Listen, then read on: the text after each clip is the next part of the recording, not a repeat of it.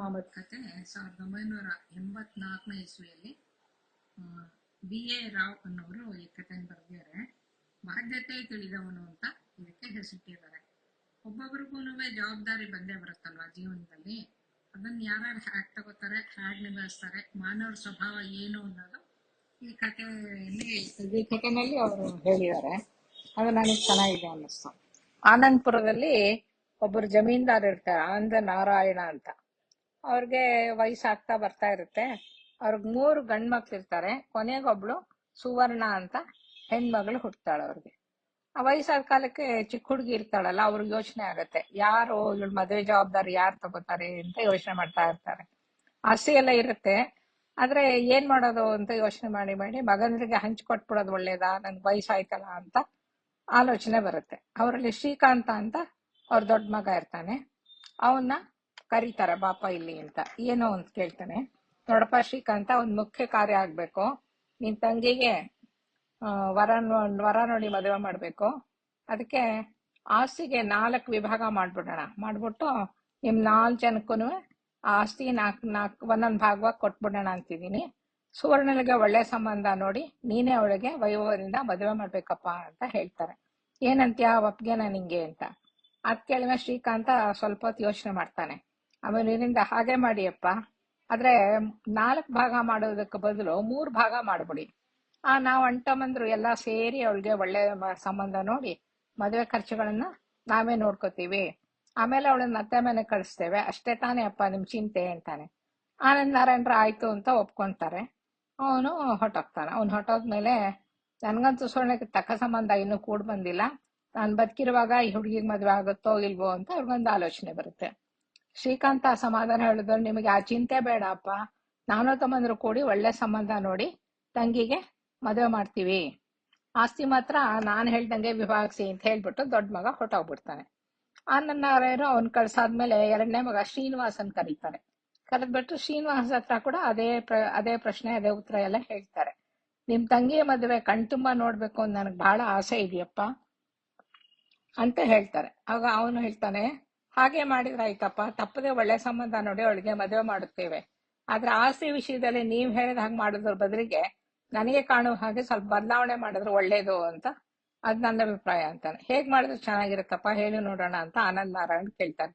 6 ಭಾಗ ಮಾಡುವುದೇ ಒಳ್ಳೆಯದು. 6 ಭಾಗಗಳೇ ಏಕೆ ಹೀಗೆ ಹೇಳಿವೆ ಅಂತ ಆಸರಿಂದ ಅವ್ರು ಕೇಳ್ತಾರೆ.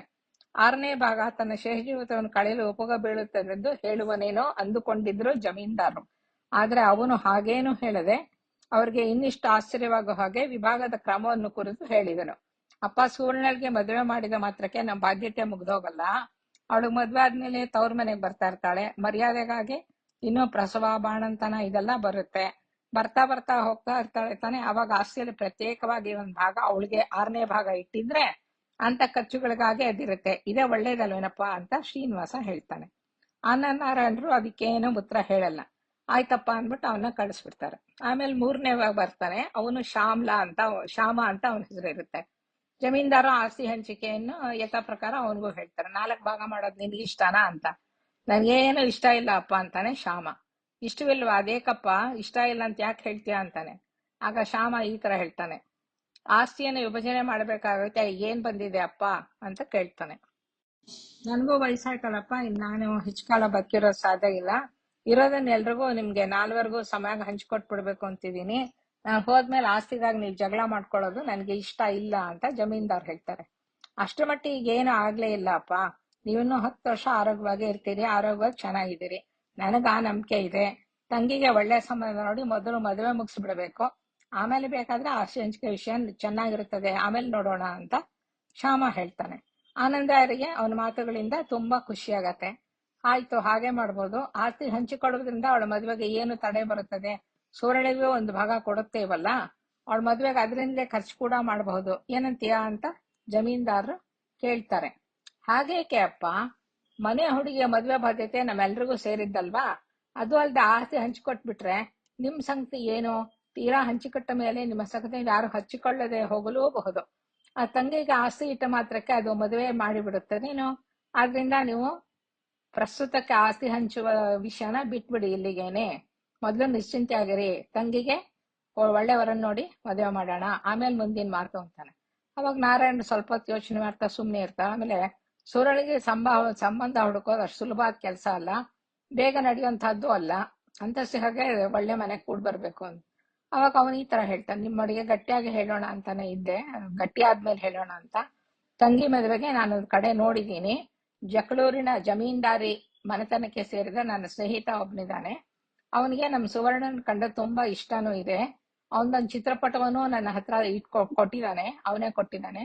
ನಿಮ್ಗೆಲ್ಲ ತೋರಿಸ್ಬೇಕೆಂದು ನಮ್ಗೆಲ್ಲರಿಗೂ ಹಿಡಿಸಿದ ಮೇಲೆ ಅವನ ಹಿರಿಯರೊಂದಿಗೆ ಮಾತಾಡಬಹುದು. ಇದು ಎಲ್ಲಾ ವಿಧದಲ್ಲಿಯೂ ನಮ್ಗೆ ಒಳ್ಳೇದಾಗತ್ತೆ, ಒಳ್ಳೆ ಸಂಬಂಧ ಅಂತ ನನ್ಗನ್ಸುತ್ತೆ ಅಂತ ಹೇಳ್ತಾನೆ. ಅದೇ ತರ ಆನಂದ್ ರಾಯರು ಮಗನನ್ನು ಪ್ರೀತಿಯಿಂದ ನೋಡ್ಕೊಂಡು ಆಲಿಂಗನ ಮಾಡ್ಕೊಂಡು ಹೇಳ್ತಾರೆ, ನಿನ್ನ ನಿಜವಾದ ಮಗ ಎನ್ಸ್ಕೊಂಡಿಯಪ್ಪ. ನಿನ್ನ ಅಣ್ಣಂದಿರು ಆಸ್ತಿಯಲ್ಲಿ ಎಷ್ಟು ಭಾಗ ಮಾಡಬೇಕಂದ್ ಲೆಕ್ಕ ಹಾಕೋದ್ರಲ್ಲಿ ಇದಾರೆಯೇ ಹೊರತು ಒಬ್ಬರು ತಂಗಿ ಮದುವೆಯನ್ನು ಕುರಿತು ನಂಬಿಕೆ ಆಗುವಂತೆ ಬಾಧ್ಯತೆ ವಹಿಸಿ ಹೇಳಲಿಲ್ಲ. ಕಡೆಗೆ ನನ್ನ ಶೇಷ ಜೀವಿತವನ್ನು ಕುರಿತು ಆಲೋಚನೆ ಮಾಡಿದವರೂ ಅಲ್ಲ. ನೀನು ಹೇಳಿದ ಸಂಬಂಧವು ಎಲ್ಲಾ ವಿಧದಲ್ಲಿಯೂ ಚೆನ್ನಾಗಿರುವ ಹಾಗೆ ಕಾಣುತ್ತದೆ. ಅವನ ಚಿತ್ರಪಟವನ್ನು ತೋರಿಸು, ನಾಳೆಯೇ ಅಲ್ಲಿಗೆ ಹೋಗಿ ಅವನ ಹಿರಿಯರೊಂದಿಗೆ ಮಾತಾಡೋಣ ಅಂತ ಹೇಳ್ತಾರೆ. ಈಗ ಅವ್ರ ಜವಾಬ್ದಾರಿನ ಸಮರ್ಥವಾಗಿ ನಿರ್ವಹಿಸುವ ಮಗ ಸಿಕ್ತ ಅಂತ ಅವ್ರಿಗೂ ಸಂದೇಶ ಆಗುತ್ತೆ. ಇದ್ರಲ್ಲಿ ತಪ್ಪಂತ ಯಾರ್ದು ಇಲ್ಲ, ಅವ್ರವ್ರ ದೃಷ್ಟಿಕೋನದಿಂದ ಎಲ್ಲರೂ ಸರಿಯಾಗೇ ಇರ್ತಾರೆ. ನಾವೆಷ್ಟು ಹೊಂದ್ಕೋತೀವಿ, ನಾವೇನ್ ಯೋಚನೆ ಮಾಡ್ತೀವಿ ಅನ್ನೋದ್ರ ಮೇಲೆ ನಮಗೆ ಈ ಪಾತ್ರಗಳಲ್ಲಿ ಯಾರಾದ್ರೂ ಇಷ್ಟ ಆಗ್ತಾರೆ. ನಮಸ್ಕಾರ.